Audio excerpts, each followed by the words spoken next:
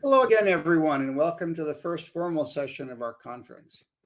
One of the things that every good communicator knows is that everything starts with your audience. Who are they?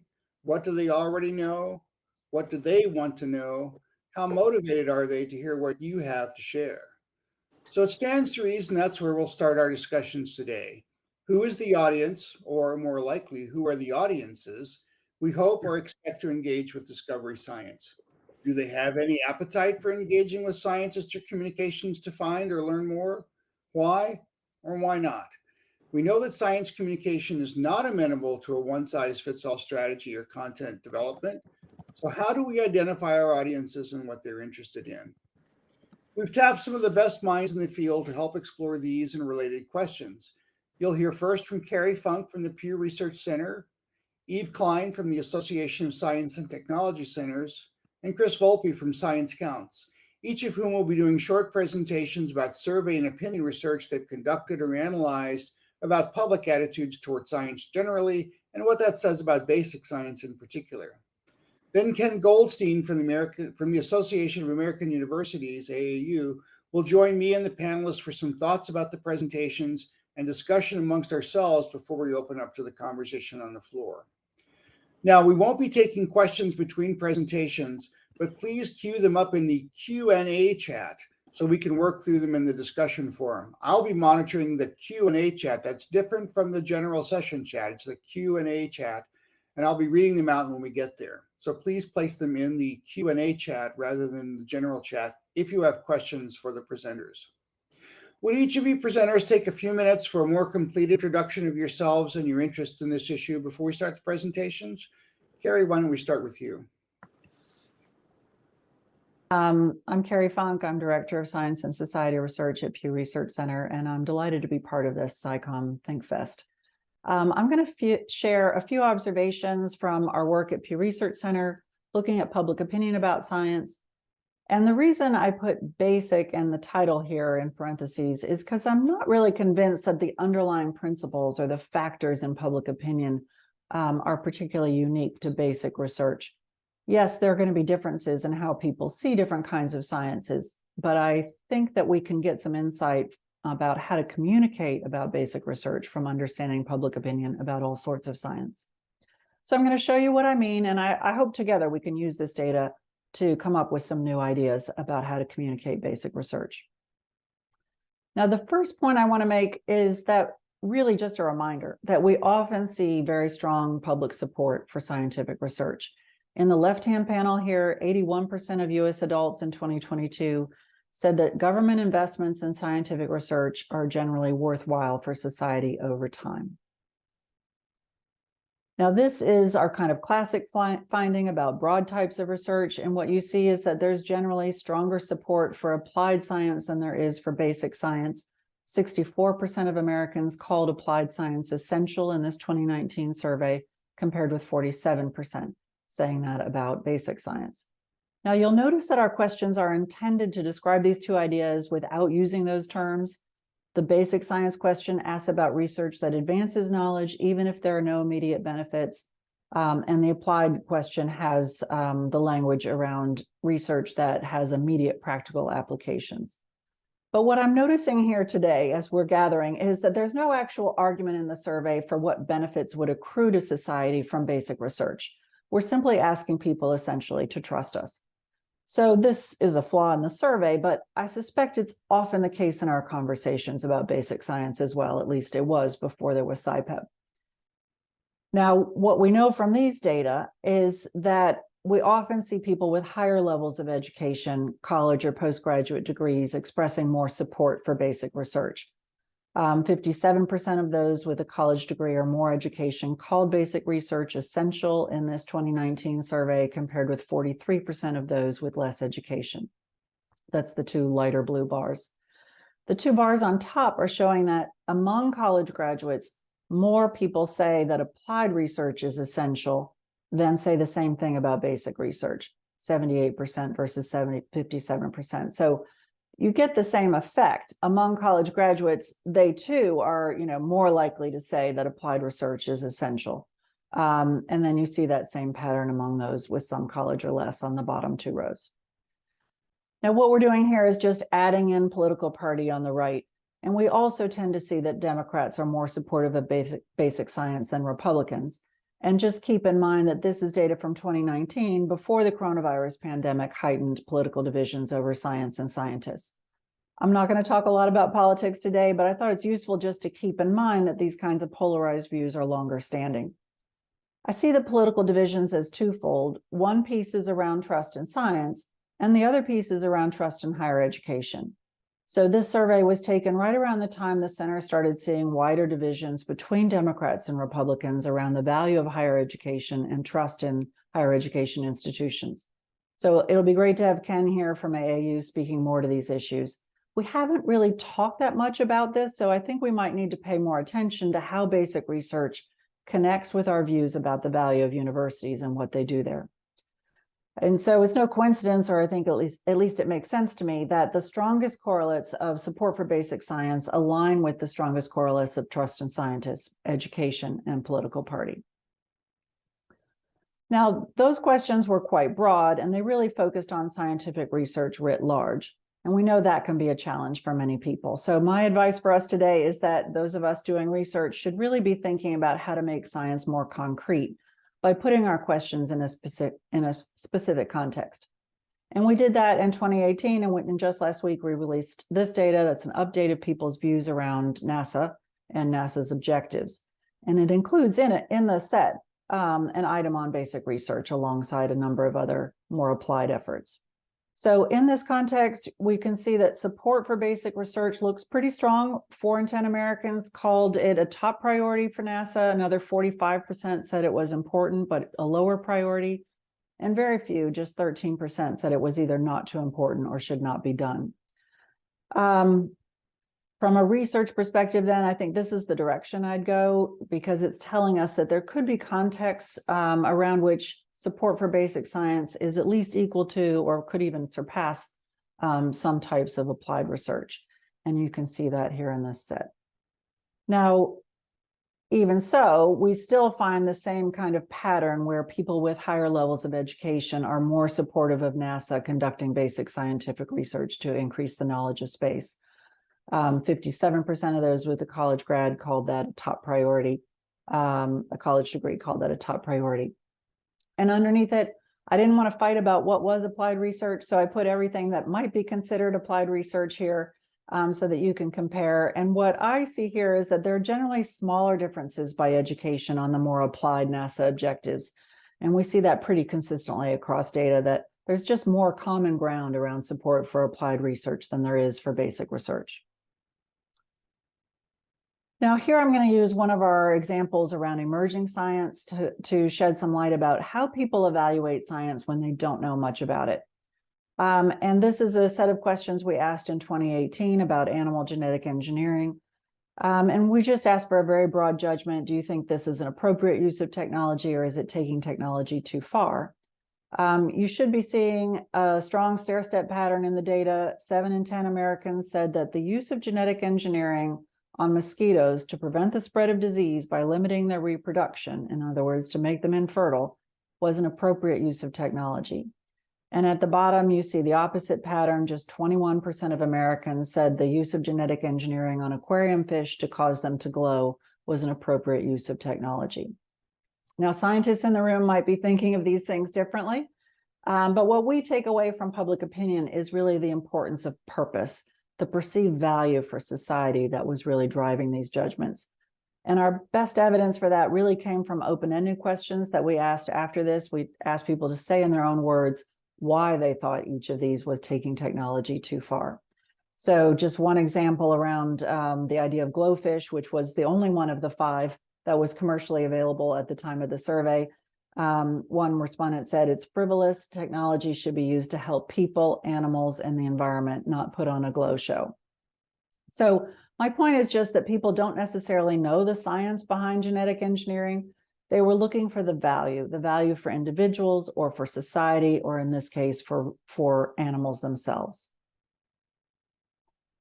Now, here's another example around emerging science, and it's a common one that we see many times, where we see kind of a general wariness about the use of these emerging techniques before we fully understand their effects.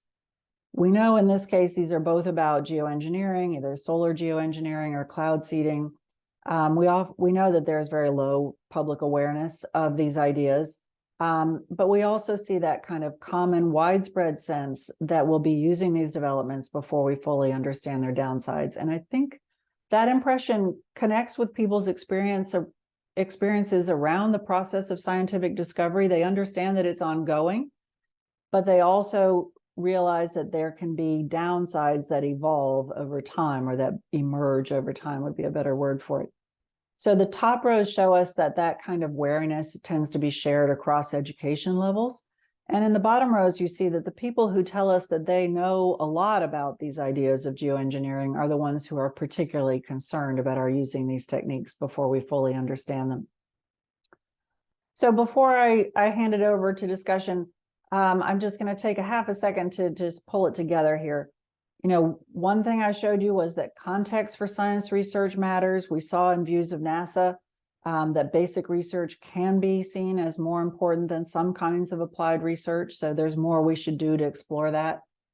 We've seen consistently that college graduates are largely on board with the need for basic research. And the question is, how could we be expanding that base of support? So this really ties to an ongoing challenge we've had in science communication and engagement for years. What can we be doing to help build support for research among people who are skeptical of higher education or who haven't gone down that path themselves? To use one of our catchphrases here, how could we be more relatable to people who don't have experience in the ivory tower? And then for new insight about this topic, we turn to views of emerging science and technology. As individuals, we don't always know how the science works, but we saw in the examples of genetic engineering that people often rely on their judgment about the purpose or value for society. And I think that's a little bit different than saying it's relevant or it would have direct relevance to everyday life. We need to make an argument for the value society gets from basic research, even if that direct relevance to our lives is pretty limited. And then I would add a reminder not to be jealous of applied research as if it has an easy case for public support. The ideas around cloud seeding and solar radiation moderation, they're met with skepticism too. So there's so much we can do today that can help us communicate all kinds of science, and I'm looking forward to hearing your observations. Thank you. And I'd like to ask Eve to step up with the next presentation after she's introduced herself a little more fully. Eve? Hi all, good morning, good afternoon, good evening, wherever you are. Rick, thanks so much for the intro. I'm Eve Klein. I'm the Senior Advisor for Public Engagement with Science at the Association of Science and Technology Centers. And I'm going to provide another perspective on this same question that I hope will be complementary to what you all just heard from Cary. And I'll do my best to monitor the chat. I hope my slides are working. Can someone give me a thumbs up just to ensure that at least my first slide is showing? Okay, thanks, Rick. Okay, so I'm here to share some findings from a study we conducted in 2021 that asked adults in the United States about their interest in, motivations for, and barriers to engaging with science. So in contrast with what Cary shared, which is perceptions of science, this was more asking adults how they want to participate in science. And we define that pretty broadly here. That might mean participate in as a learner. It might mean a contributor, a guide, an informer of. So participation is defined pretty broadly in this. The study was a team effort. A few of my co-investigators are also a part of this conference. So you'll hear from Chris Volpe momentarily, and Rose Hendricks is later on the program. I also want to acknowledge our co-investigator, Michelle Race. And you can see the project supporters listed here. Before I dive in, I also want to note that this project is ongoing. We are continuing to analyze a pretty massive data set. So I hope that you will reach out and let me know what reactions you have or what ideas you have for further analysis. Our purpose in this study was to better understand whether and how adults want to participate in science-related activities in order to help practitioners, like many of you, to develop more effective and inclusive public engagement and communications activities. Very quickly, a note on our methodology. This was an online survey. There were pre and post survey focus groups. As I mentioned, it was fielded in 2021, and we heard from about 2,500 adults in the US. I do want to make a note about our sampling strategy. It was based on census data, but we also surveyed several hundred additional African American and Hispanic adults, which allowed for a more robust exploration of the diversity of experiences among members of these, major segments of the US population that we know are too often excluded in various ways from opportunities to engage with science. So as I go through this, you'll notice my analysis of the role of race and ethnicity is focused on white, African American, and Hispanic adults only. We don't comment on other minority groups because the statistical weight in this study was insufficient for detailed analysis. So now to turn to some of our findings. So as I said, the data set's very large and there's a lot we're still analyzing. So today I'm going to focus on two sort of opposing forces that we explored: the motivations that drive people toward their science interests, and then the barriers that make it difficult or sometimes impossible to actually engage. So first, motivations. We wanted to understand not just what might motivate interest, but what motivated our participants to be involved in any of the things that they care about in their lives. So we started the survey by asking participants to tell us about the interests and activities that they are most passionate about. According to our pre-survey focus groups, that was their hobbies, the causes they support, and the organizations they belong to. And then we also asked participants to share the science topics that interest them. All of this set the stage for an exploration of the motivations behind those interests. So for the organizations, hobbies, causes, and science topics they selected, we asked them to think about the one they feel closest to. And then we offered a list of 20 reasons why someone might be drawn to these interests. So that's things like to meet new people, to give back to society or my community. And we asked them to tell us using a 5-point scale how well each statement described their motivation for involvement. So here's some of what we learned about motivations for science interest. You're seeing here the percentage of respondents who selected a 5 out of 5 for why they are motivated to engage with the science topics that interest them. In other words, they said the particular statement perfectly described why they're motivated to engage in these particular topics.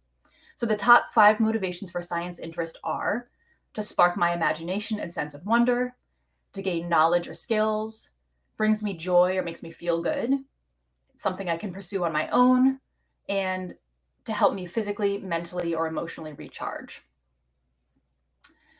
We also compared the top motivations for science interest to the top motivations for the other things that people told us they care about: the hobbies, the causes, and the organizations.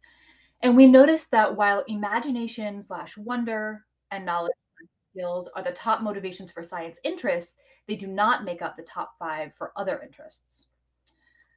That said, the other top science interest motivations are joy, on my own, and recharge. And these also happen to be the top 3 motivations for hobbies as well. So it might not be surprising to some of you that people often think about their science interests as something akin to a hobby.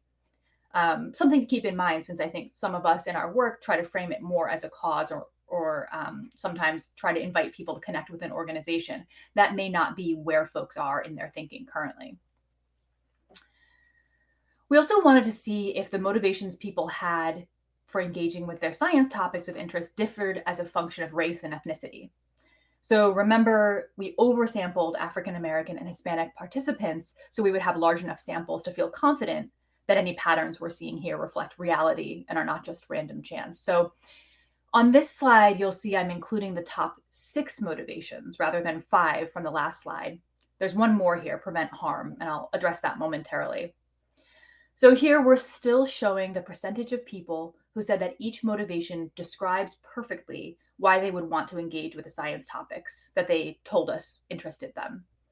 The 3 colors here denote the 3 different race ethnicity groups. We wanted to include this 6th motivation, prevent harm, because we discovered that depending on how we analyze the data, we actually see this particular motivation is actually tied with or even a little higher than some of the others, and that is driven by the African American and Hispanic respondents. We also noted that for these 2 groups, recharging seems to be a stronger reason to engage with science. So those are some slight variations, but in general, the motivations didn't differ in meaningful ways across these three groups. So I'm going to step away from motivations here for a moment and start to move towards barriers. But by way of transition, I want to share one additional point. We asked folks if they wished they had more time to engage with science, and 59% of our respondents, said that yes, they wish they did. So I find that to be encouraging. Folks shared with us why they'd be motivated to participate or to learn more. And many people said that, yes, indeed, they did wish that they had more time to spend engaging with science.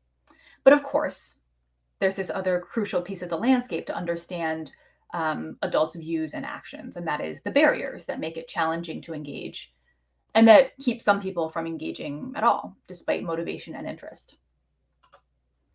So to begin to understand barriers, we offered our respondents 24 different barrier statements that described the kinds of things that might impact their likelihood of participating in various science-related activities. Again, we provided a 5-point scale where 1 was does not describe at all, and 5 was describes perfectly. And our respondents saw these 24 barriers as an unsorted list, but for the sake of analysis, we divided them into 4 categories to see if there were any overarching patterns. The 4 categories were logistics, which includes things like, I don't have time. Value proposition, which was things like, I find them boring. Belonging, which included things like, I feel uncomfortable asking questions about topics I don't know much about, so I don't enjoy the experience. And finally, identity. So things like, science activities don't reflect the contributions of people with backgrounds like mine. We used these categories to look across various segments of the population to see if we could find any trends. And here you see for each of the 4 categories, which again were applied during analysis, the percentage of respondents who indicated that at least one of the barrier statements we provided describes why they might not engage with science. And in all 4 categories, you'll notice that Hispanic and African American adults were more likely than white adults to indicate that barriers we offered were reasons they may not engage. This discrepancy is especially pronounced, as you'll see, for the barriers that are related to belonging and identity. So this is really an important point. So the logistics barriers matter across demographics. And so yes, addressing those will indeed help a range of audiences access programming. But if our goals are to increase equity and inclusion in programs, it's really critical that we also address barriers related to belonging and identity, because we can clearly see these are having a much greater impact on potential African American and Hispanic audiences. I imagine that's not a big surprise for most of us, but it's pretty powerful to have the actual data to back up what we know to be true. In addition to the survey's quantitative data, we also explored these barriers during focus groups. And we specifically explored some of the belonging and identity ideas. We know that these barriers are often really personal and nuanced experiences, and so we wanted to get a better understanding of what that actually looks like. So again, belonging and identity. You'll read this. As Rick noted, we'll share the slides. But I did want to share a couple of quick quotes that we heard during the focus groups that helped us get a better understanding of this. One person said, I think of the science-based shows that I watch. A lot of the narrators are white males or don't really look like you, so there's less of that connection piece. I find myself zoning out more, not necessarily trusting the science because it's not based on someone else like me. I think representation goes a long way in the lack of feeling welcome. Another participant reflected, it's not like a library where it truly is come one, come all. There's a sense that you have to have some kind of socioeconomic standing to be able to acquire knowledge or benefits of being in a science center. So I want to end by revisiting motivations for a moment. We've discussed motivations and barriers here. In this study, we did not distinguish between basic or discovery science and applied science. But in preparing for this conference, we did observe that the top 2 motivations sound a lot like some of the conversation that we hear about possible distinctions between basic science communication and applied science communication, as if one, basic science, needs to tap into more of a sense of wonder, whereas applied science might appeal more to a desire for utility. And so we wondered, to what extent are the people who are motivated by imagination and wonder also motivated by developing knowledge and skills? Or is this really a dichotomy? So we looked across participant responses to see if these two motivations correlate. And actually they do. So in fact, there was a stronger correlation between these two motivations than between any of the two motivation pairings that we spot checked. And so this suggests that wonder and utility might not be an either or, because the same people tend to report being roughly equally motivated by both. So I want to end with that thought and invite us all to keep that in mind as we move through the other conversations today and tomorrow. Thanks for the opportunity to share these findings. And if you'd like to learn more about this study, you can visit the ASTC or ScienceCounts websites. I'll also share a link in the chat. And I very much look forward to hearing from the other speakers. Thank you all very much. Thanks so much, Eve. And as Eve noted, please do, for all your specific questions about methodology, and there were several in the Q&A, it's probably easier to go to the information online rather than unpack that all as part of our conversation today. Let me turn then to Chris Volpe. And Chris, if you'd say a little bit about yourself and go to your presentation. Well, good morning. Thank you, Rick. Hi, everyone. I'm Chris Volpe, Executive Director of ScienceCounts. ScienceCounts is a nonprofit working to boost public support for science, in particular basic scientific research. I'm delighted to add some more data to the wonderful data sets that Cary and Eve have presented. So I'm going to go ahead and jump in on that. Let's go ahead. Hopefully the technology will behave for me. When ScienceCounts began its journey in 2015, the first thing we wanted to do was understand some of the very basic language that we were using with respect to the public and how it was impacting the conversation. You know, was there any negative luggage associated with some very simple words?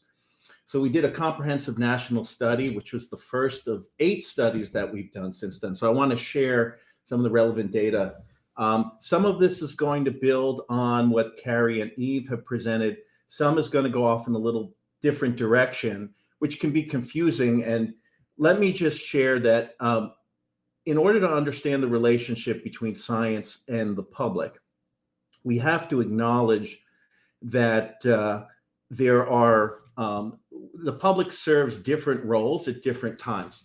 Sometimes they're participants, sometimes they're consumers, sometimes they're critics. And so they can answer the same question from very different perspectives, depending on what role they're playing at the moment. So keep that in mind as you're trying to make sense of all the data you've seen this morning and will continue to see over the next couple of days. So 2 very basic questions for us was, do we need to apologize for the word basic? Because many of us have heard anecdotally that, basic science is something that makes some folks frown because they say, well, we're an advanced country. We should be doing advanced science, not basic or remedial science. So is that true? Is that a thing? And also, what baggage does the word science bring? Because we can all imagine a lot of our neighbors had lousy chemistry teachers in high school that almost flunked them, and maybe science is a negative term. So we explored those 2 words pretty comprehensively. And the first thing we did was we wanted to do a positive negative word association for the terms basic scientific research and applied scientific research. And the result was pretty simple. With regards to basic scientific research, about 2/3 of the public have a favorable view for that term. About 1/3 are neutral.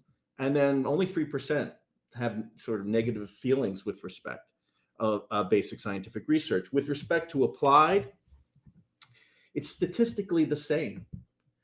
So it looks certainly from this that the public doesn't differentiate between basic scientific research and applied scientific research. And we looked at some other things. And again, with respect to the terminology, doesn't seem to be a difference. Now, it'd be helpful to know why that might be. So in the same survey, we actually asked a few questions, background questions. What is the first thing that comes to mind when you, it was how it was originally phrased for the respondents, Americans hear the phrase scientific research? Well, what do they picture?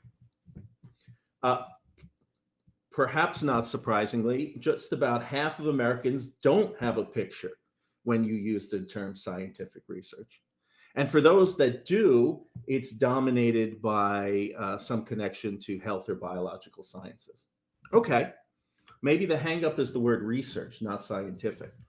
So we also asked the question, what is the first thing that comes to mind when you, Americans, hear the phrase scientific discovery and advancement?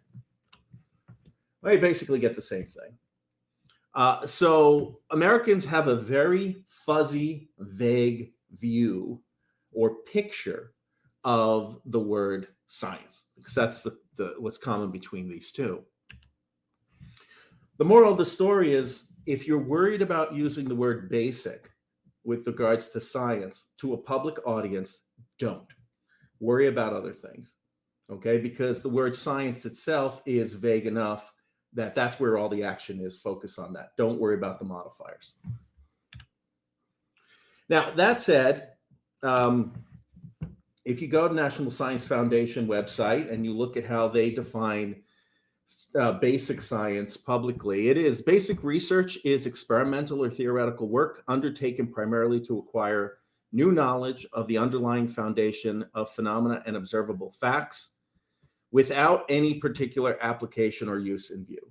For those of you who are basic scientists, I would implore you, when engaging the public, especially when trying to persuade them of the value of your work, to drop that last part, because anybody reading what's in red quickly, the word without any use have a way of popping out first. And so we sort of have a way of shooting ourselves in the foot when we're trying to be orthodox basic scientists and remind people we're doing research without any particular application in mind. From a communications point of view, that's generally not a very useful thing to communicate. Now, what about the word science? What kind of baggage comes along with the word science? Well, we asked, when my memories of science from school are mostly positive, neutral, or negative. Well, surprisingly, in a pleasant sort of way, basically almost half of Americans have a positive reflection of science from school, and about the other half are neutral, and only 10% have sort of negative baggage that comes with the word science. When you probe further and you look at the words that people positively and negatively associate with science, you find that words like discovery, curiosity, optimism, youth, invention, innovation strongly positively associate with. These are the words that people like to use when they're talking about scientific stuff. The terms that Americans don't like to have anywhere near their science are having to do with money, investment, budget, funding, money. Again, we're talking about a public audience. If you were on Congress testifying to an appropriations committee, now that's a different audience and there's different words there. But for the public, these are negative. And the word past, looking back and heralding past accomplishments to justify future science doesn't work. We call that science apologetics. And also the word competition is a tricky word when it comes to science. And that's because a lot of people like to believe that science is something that rises above all of our human frailties and insecurities. And it's the thing that will finally get humanity to come together as one species. Okay, so as you're loading up your holster of language when you communicate about science to the public, these are the words you really want to have in mind. In terms of starting to get a view of how people internalize however they think science is or does, the most valuable thing about science is, well, when people were asked to answer along a continuum, 29% answered on the extreme, it's about the discovery and the invention. On the other extreme of the continuum, we asked, only 14% chose it's about the journey. And that's really, really important. We're going to say more about that. And I'm actually say a lot more about that in the next session. And everybody else was in between. In terms of the way people talk about science, here are the phrases that come up over and over again. And we conducted a lot of focus groups, which is how we sort of mined this data. Science is a means to an end. Science serves the greater good. And science is a path to a better tomorrow. In other words, Americans have a very utilitarian view. They think of science somewhat as a tool to accomplish something. And they're very clear about this. And so although Americans have a fuzzy picture about science, they're very clear that science is about hope. And again, I'll say more about that in the next session. And I happened to be at the American Chemical Society meeting in March, and I stepped off the plane at Indianapolis Airport, and this was waiting for me on a banner. And so hats off to Indiana Bioscience Research Center, because based on our research, this is exactly the type of message that you want to have when you're trying to energize the public around science. I want to just end this part with a note about messenger, okay? For those of you who are joining and looking for tips of the trade, if you will, you know, effective communication is sort of like a combination lock. You're trying to line up the tumblers just right so that it opens. And there are at least four main tumblers: the message, the messenger, the medium in which you're communicating, and then the moment in which you are engaging your audience. There are good times and there are bad times. And so I want to just make one note about the messenger. Where you work as a scientist does impact the view that people initially have about your role in the larger ecosystem of science. So we asked folks, among the 4 institutions we list here, who does the best job at each of the following activities below. So from a basic science research, discover how things work is very important. And according to the public, over half of Americans think university scientists and universities do the best job in figuring out how things work. And just going down the list, universities, closely followed by private sector, have no ideological agenda when it comes to solving a specific problem. Again, universities, closely followed by private sector, are in the lead. Foster collaborations, universities closely followed by government. Benefits the public at large. Government drives economic growth. The private sector benefits the disadvantaged. That's a split between government and philanthropy, foundations, and then creates new processes or products. That's clearly the private sector. So when you engage in a conversation, it's nice to sort of have this in the back of your head and have a sense of what sort of assumptions your audience are going to have about you, depending on what's on your business card. Just very quick takeaways. The public doesn't distinguish between basic and applied science labels in terms of terminology. So don't worry about the terminology. It's clear that Americans equate science with hope, which is about an expected outcome in the future. We'll say more about that later today. And then, however, terminology aside, there are important distinctions between how basic scientists and the public view and value science that can create barriers. They can adversely affect their communication. And we'll say a little bit more about that later today. Okay. Chris, thanks so much. Really appreciate it. And you 3 of us have given you a lot to think about. The first person I want to turn to next is Ken, to see what in those presentations resonated for him. And there are some couple of questions in the chat that are specific to that. Ken, once you have a chance to react, we'll pull some of those up and maybe give you a more finely tuned tool to work with those. So Ken, up to you. Great, Rick. Thanks for having me, and thanks for the introduction. And great to be on here with everybody. So my first reaction would probably be the shortest commentator yet. Would be just sort of amen on most of those presentations. But let me see if I can amplify some of that a little bit. I'm the Senior Vice President for Survey Research and Institutional Policy at the Association of American Universities. I love calling myself a retired professor of political science. And we are constantly in the field with public opinion surveys at the national level, at the state level, and also with particular audiences. And really nothing that we are seeing differs very much from what was presented. We don't do work as much in the area, very interesting work that Eve was presenting, but very consistent with what Chris and Cary were talking about. And maybe just a couple thoughts and updates. We've been constantly in the field, so past the 2020 election, past COVID. And so the environment in which those findings that Cary provided with, we see similar patterns, but with a much higher level. I'm not sure what the technical term is, and I'm probably pretty sure this is Captain Obvious on this, increased levels of grumpiness among the American public. For those of you who thought that trust in institutions couldn't go down anymore, they have. And they have also gone down among institutions like higher education, and even among America's leading research universities and specific scientific institutions. I saw a little bit of chatter in the chat about whether party matters.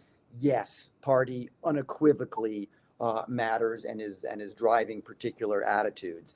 That said, there has been a general decline in trust. That said, when it comes to research, and particularly medical research and health research, and the value of science writ large, we actually see some appreciation and less variance. I have a new favorite question that we ask, and it's a better off, worse off question. And this is not the exact wording, and I'm obviously paraphrasing, but it basically goes, you can be annoyed with America's leading research universities. You can be annoyed with higher education for a whole variety of reasons. But come on, at the end of the day, don't you think it makes us better off? And those numbers have remained strong. And in a highly polarized world where Democrats and Republicans agree on very little, those numbers have stayed very consistent, with scientific researchers ranking at the very top of the 15 or 20 different institutions and professions that we measure. I was glad to hear Chris talk about applied and basic. When I first started working for AAU and first started doing some work in science, I would go to these presentations and I would hear people say, "Don't ever say basic, don't ever say basic."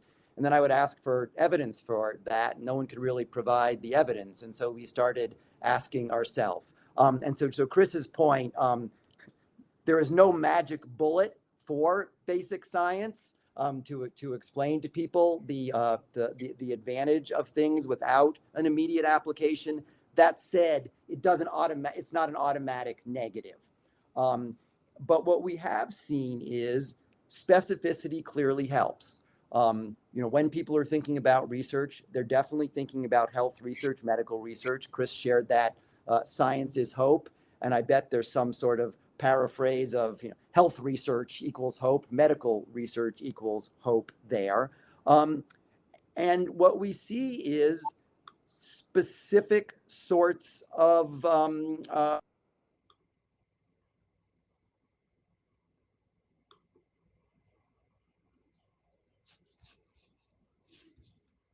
Looks like we may have lost Ken.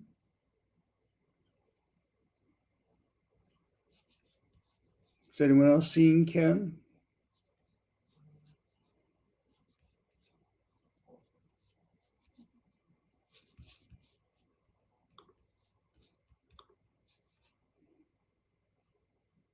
While we wait to reestablish Ken's connection, let me turn to a couple of the questions, or a number of questions that have come up now in the Q&A chat, and I'll ask Chris and Eve and Cary to rejoin me in the room while we wait for Ken to return.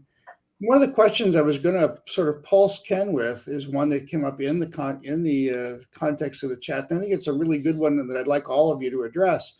And that is, while there doesn't seem to be a lot of statistical difference that you guys have seen between basic science and applied science, the questioner says when he's engaged with policymakers, the general sense they've gotten is that they're very interested in pretty much one thing only. What is the concrete impact on people in my district or my state? Given that, do you think there's a disconnect between that particular set of stakeholders and the rest of the general public? And how do you address that disconnect when you're trying to do that? Oh, there, Ken back. Yeah. We've moved on to the questions, Ken. Good. I amused myself speaking for 5 minutes before I realized I was off. Thanks. What I've just pulsed the group with is whether there's a disconnect between what policymakers say they want, which is very concrete, action-oriented, this is what science is doing for my constituents, for my people, versus what we're seeing in the more general public, which is sort of a more atomized and diffuse interest in basic science or in science generally, as opposed to utilitarian science. And I think Cary, Chris, and Eve were about to take that on.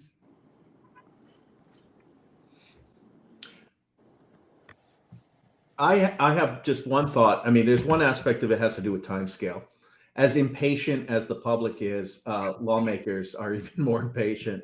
They are often counting down months until they need to, improve their job security. So I think that's part of it.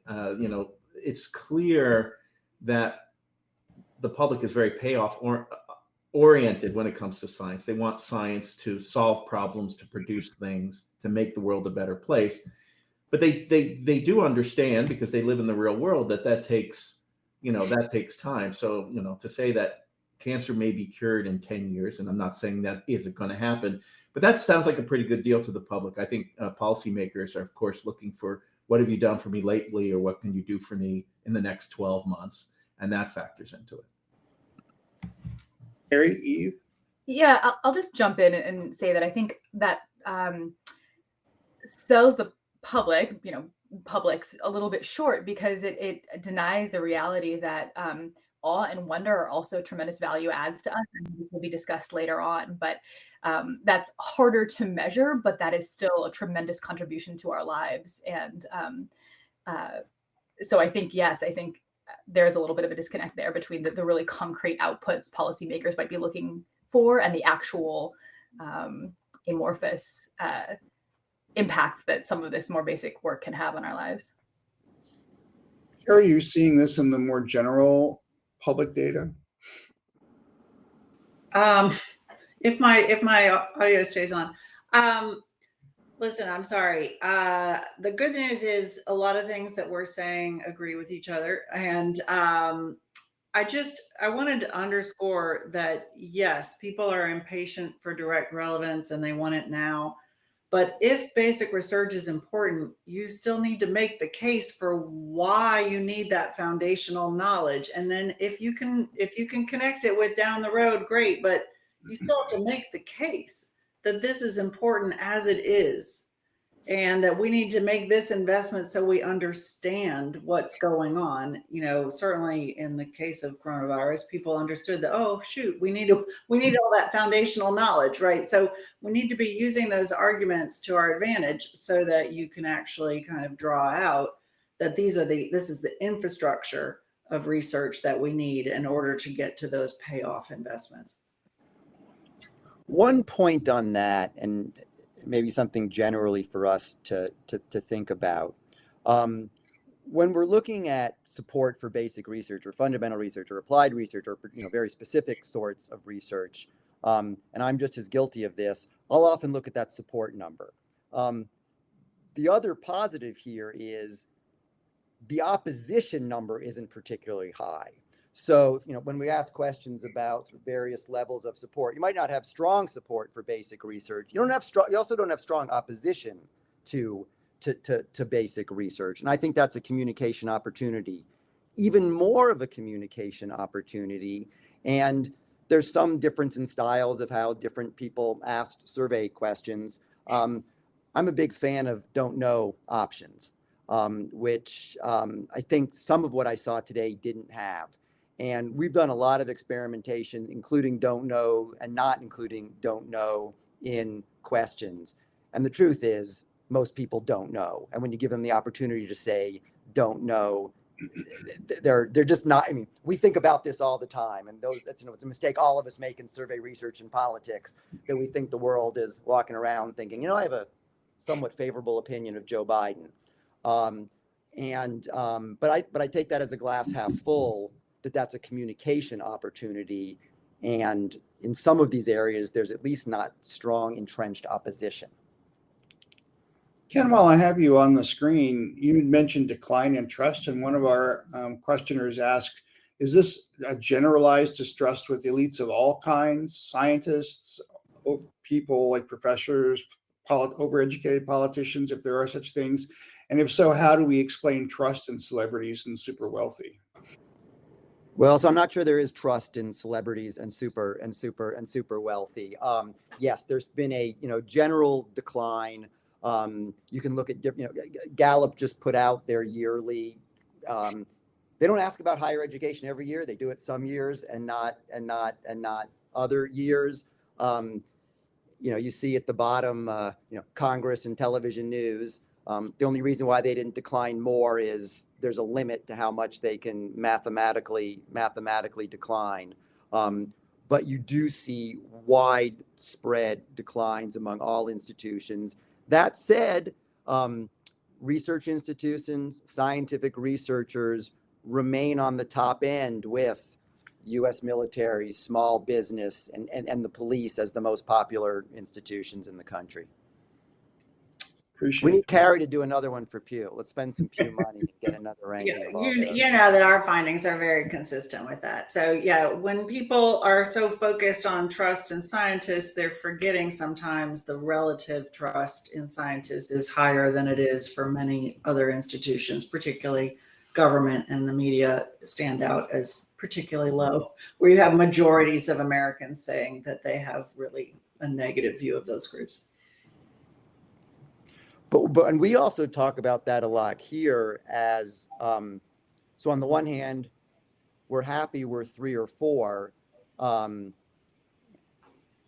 you can sort of joke about how low the news media is, but it's not funny, right? Because if we're trying to then get our message out through these other institutions and there's such low trust in that, even if we today come up with these great messages that could resonate, it's going to be hard for us to get them out there. It's very challenging.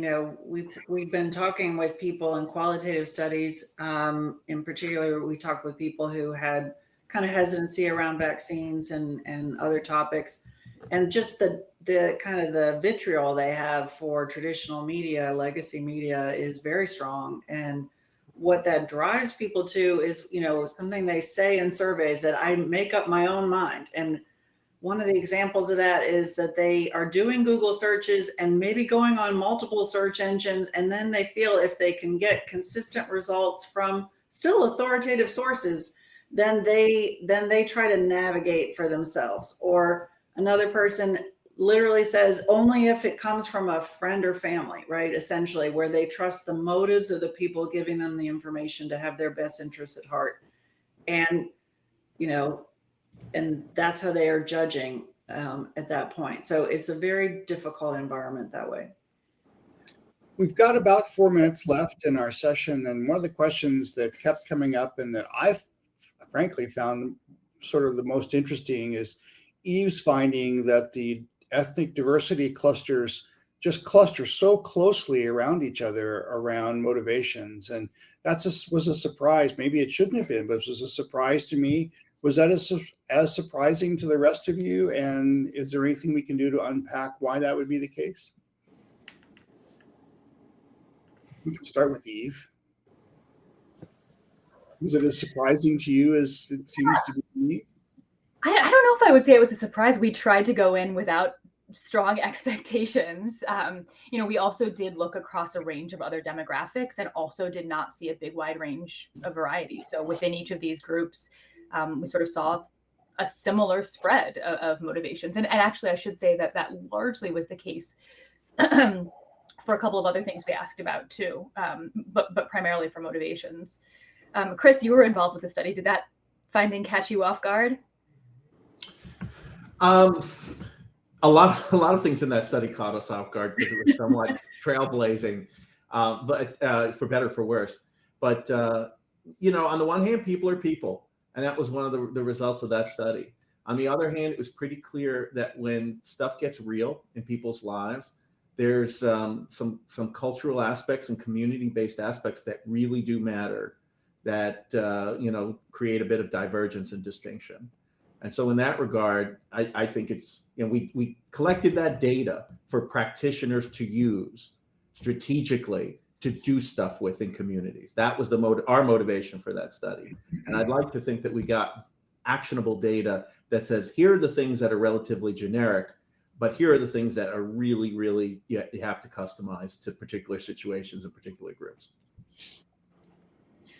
And I'll just add one more note there, which is that another section of the study that we didn't address today, but that you'll see if you look at some of the other materials, we asked about actual types of engagement activities. So that's ranging from watching a documentary to visiting a museum to participating in a town hall conversation to participating in a medical trial.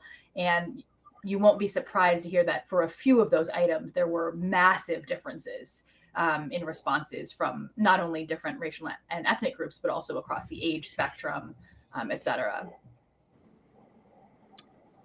Terrific responses there. With our last question, I think I want to maybe try to narrow one last place down, and that has to do with a specific question that came to us about a community program that says, well, they don't see that their audiences don't see science as described in the ScienceCounts data at all.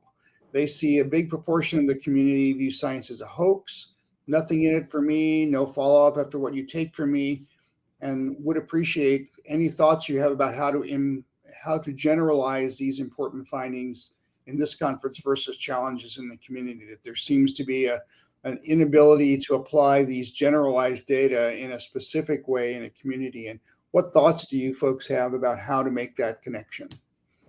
And I can start, let's start with Chris, I think, on this one. Sure, and that's a big question. But let me just hit a couple parts. First of all, I want to underscore what Cary said about trust, because I think that's probably a big part of what's going on in that community. We use the word trust a lot, but to me, what matters is people are trying to figure out who has my best interest at heart. That is the end point. That is what people are trying to figure out. So in that community, my hunch is whoever they associate with the word science, they don't think that institution, that individual, whatever, has their best interest at heart. I have a feeling if you remove the word science and you put things that were a little bit more concrete and tangible, healthcare, specific parts of science or issues, then suddenly you would see that barrier would go away. It would be my hunch. But at the end of the day, all of us on this call need to figure out how do we show, and frankly, genuinely do it. It's not a charade. Act in people's best interest. End of story. That's what this is all about. Any last quick thoughts about that, Ken, particularly since this hits where you are pretty closely? So I agree. Both we need to talk it and walk it, as Chris said. But then strategically, I think it is really easy for us to look at one top line question, or I'd be fascinated to trace the science of how it got to be that basic was a bad word, right? Because we heard that all the time. Mm-hmm. And it may be a bad word among a particular group, I don't know, but that in a lot of what we're talking about, we need to think how we target that in the best way towards different audiences. And I think this is, I'm looking at the agenda, and I think there's going to be lots of great stuff, and I think this hopefully set that broad goal. One thing I'll just throw out there, none of us mentioned it, we better be thinking about how to talk about AI. That's a great place to end it. Ken, thank you so much. Thanks to all our panelists. I really appreciate it.